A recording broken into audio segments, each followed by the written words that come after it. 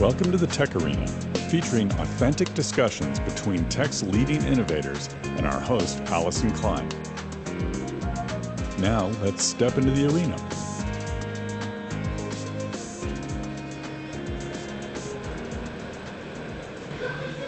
Welcome to the TechArena. My name is Allyson Klein. We're coming to you from OpenUK's Regional Summit in Prague, and I'm so happy to be joined by Amanda Brock, CEO of OpenUK, who is a keynote speaker here today. Welcome to the program. Thanks very much for having me along, Allyson. Amanda, why don't you just go ahead and introduce yourself and the role of OpenUK in terms of contributions to the cloud. Okay, so I'm the CEO of OpenUK. I was a lawyer by trade, spent 25 years as a lawyer, and the last 15 years I have worked in and around open source. 10 of them still doing legal work and being part of legal communities around open technologies. And the last 3.5, I've been the CEO of OpenUK.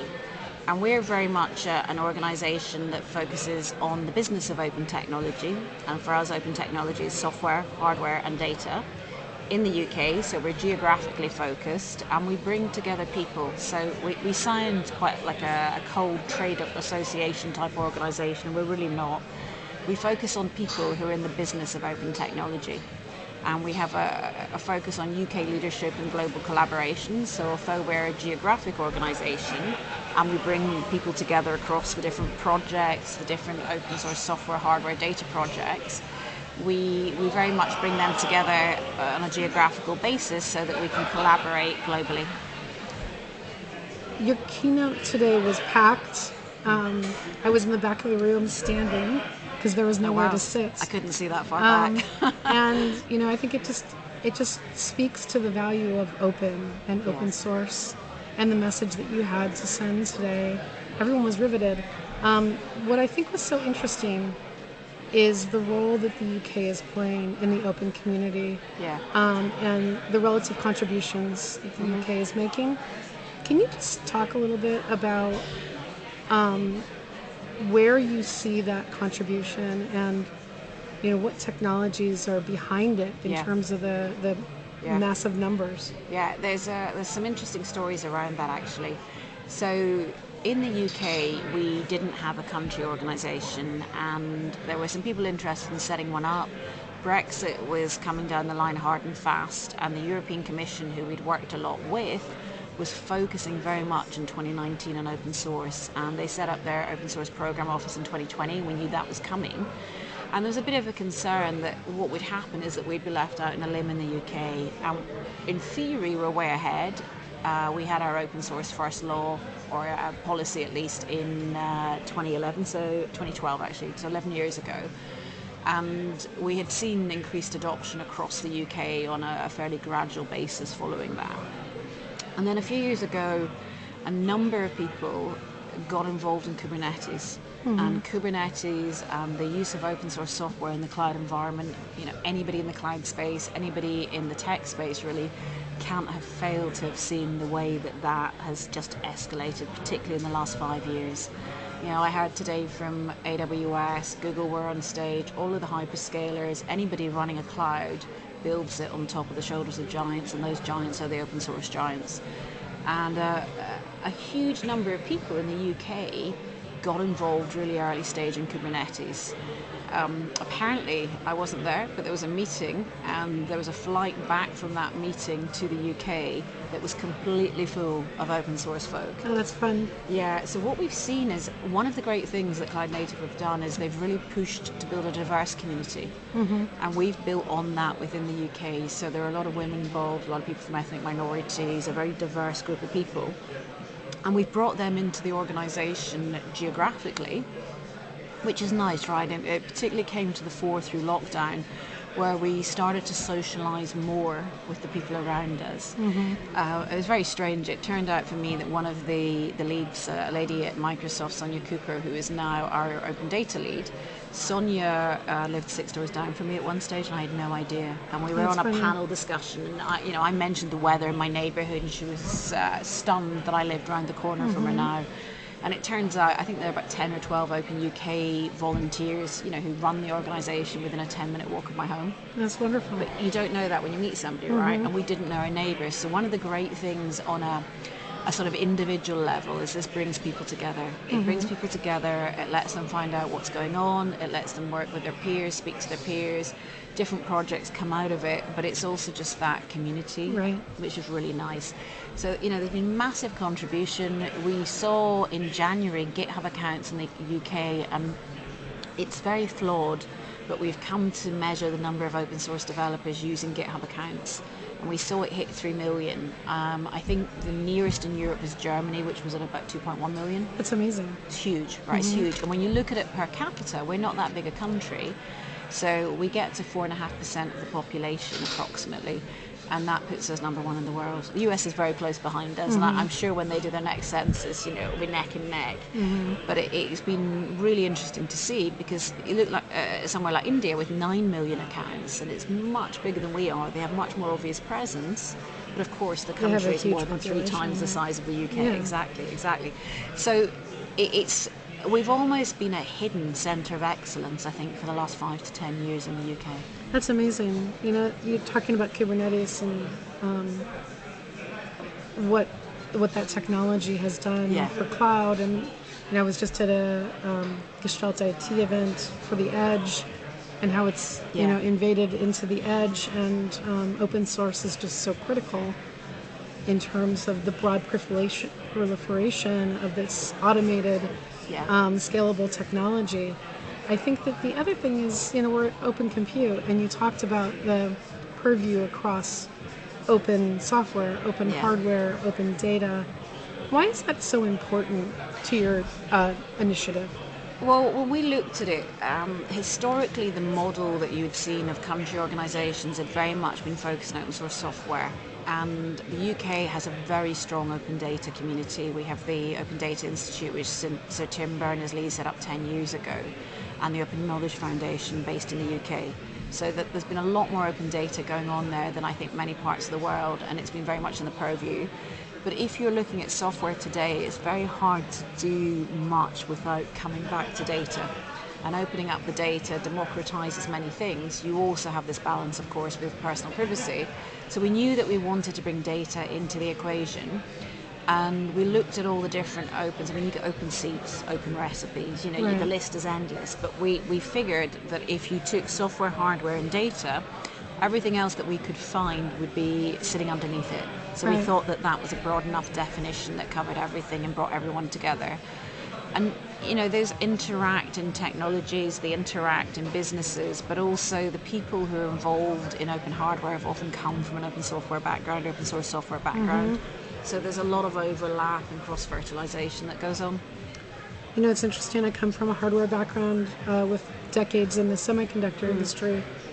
The work that's done by OCP to create frameworks and models for open hardware substantiation absolutely accelerates the deployment of technology. But open data is a really interesting one to me. I think that when I think about something as powerful as AI, and we see generative AI playing out, one of the concerns that I have as just a consumer of content and data is that these powerful technologies will be left in the hands of the few. And open data is such a game changer in terms of giving access to training. That whole conversation around AI is a constant right now. I've just come from Amsterdam, where KubeCon's happening. 10,000 developers sitting in Amsterdam listening to talks about Kubernetes in cloud-native packages over the next few days. And I was at something called KubeCon Rejects because my talk wasn't accepted. So I was speaking with rejects. And it was a constant, people asking about how do we keep it open? Is the technology going to end up in the hands of a few? And there's a lot of different dimensions to this. I think one of the interesting things that's come out recently, over the last couple of years, we've started to look from a regulatory perspective at SBOM, Software Bill of Materials.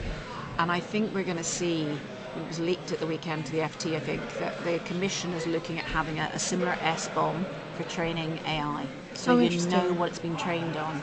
Now that is a really interesting piece in many different ways, partly because it will show you, if you're training your own AI, what your competitors have used, or what a big company has used if you're an individual, trying to do your own little project. But also it will show you where the biases start to come in. It will show you how training the AI on different information creates different outputs. So I think this is a really fascinating area, but it's absolutely massive. And it's probably got quite a long way to go before we're substituting people for AI. You brought up something interesting, which is the regulatory aspects of this. And you are a lawyer by trade, so I'm going to ask you, where are the where are laws in this, and how are we getting protected? How is data getting protected? And what do you see on the horizon in terms of the geopolitical implications? So much to unpack there. So with AI specifically, we have a draft AI bill in the UK. There's AI legislation being proposed in Europe, the US, and many other countries. I've purposely avoided it for a very long time, and I avoided it because I felt that the need in AI, it's a bit like open source, but even more, is to have joined up global responses.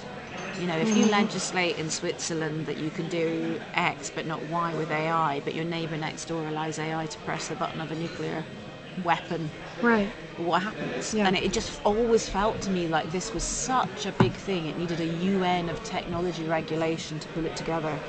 And in many ways, open source is similar. We're seeing the security aspects where governments now understand that open source is permeating our national infrastructure and our critical infrastructure. So the way I tend to explain it to sort of politicians and people in the public sector or policy is that tech's like a pizza. And everybody's always interested in the topping, right? You go to a restaurant, they don't debate the base. You either have to come to consensus on a topping, or you all pick your own on your own bit of the pizza. And I think that AI, ML, blockchain, cloud, the internet, they're all like toppings on a pizza. And sitting underneath, you've got the base that people are much less interested in, and that's open source. And that's what we need, because if you take that base away, you've got a sloppy mess. I love that analogy. Actually, you need to keep and think about it. And what we're seeing is governments starting to realise that pizza base, that national infrastructure and critical national infrastructure is based on open source software. And that they're concerned because they're concerned about security, which of course isn't just an open source issue, that's a software issue per se. But the open source piece has a slightly different nuance, and when anything goes wrong, we're so public about it, it's really come to the surface. So, dealing with those issues has been very important, and we're seeing responses, some better than others, from different countries. But also we're seeing concerns about this collaborative basis that open is built on. Whatever you're doing, software, hardware, data, where even if you're just doing collaborative development in a company where you don't plan to open it up, we're seeing concerns about where people are and this geopolitical shift. And I think for somebody in the UK, it's probably more of a concern than to many countries in the world, because we've been through 3 years of everything in our daily lives being affected, by this shift away from being part of the EU. So it is a major issue, and there's a lot of education needed on the fact that we have to have this global collaboration to make open work, and that open really is the future.